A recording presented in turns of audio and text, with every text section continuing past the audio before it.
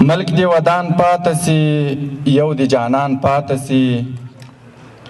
خلک دی ټول زاړه سي ښکلي دی ځوان پاته سي. زه هم په خپل وار سره د دې پروګرام ټولو ګډونوالو ته نیکې هیلې او سلامونه او مننه له هغو شخصیتونو چې د پښتو ژبې د لمانځنې په خاطر او د هغو د پښتو ژبې د قدر په خاطر دا پروګرام نیولی دی او دلته یې ځوانان سره راټول کړي تر څو پښتو ژبه ولمانځو. دا چې شاعران ډېری ناست دي کیدای سي موږ خپل شعر ووایو دوی تر نیوکې لاندې رانولي ځکه چې موږ هغسې پاخه شاعران نه یو ځکه ډېر وړاندې سوي نه یو په پروګرامو کې. زما سره یو غزل دی هیله ده چې ونه غمیږي ګلونه نه پایې د باد او له توپانه سره ګلونه نه پایې له باد او د توپانه سره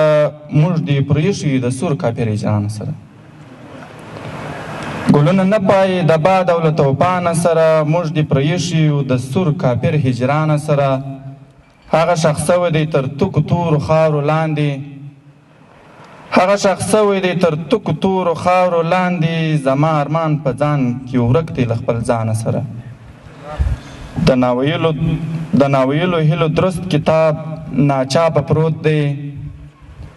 د ناویلو هیلو درست کتاب ناچاپه پروت دی که مې ګویان کړ ما به مخ کړي له تاوانه سره که ستا ساه نوی چلیدلې د دنیا په روح کې که ستا ساه نوی چلیدلې د دنیا په روح کې اوس به نو څه ښکلیتوب ولی له جهانه سره څه ناپوهۍ او بېحسۍ چې له نومیال سره دي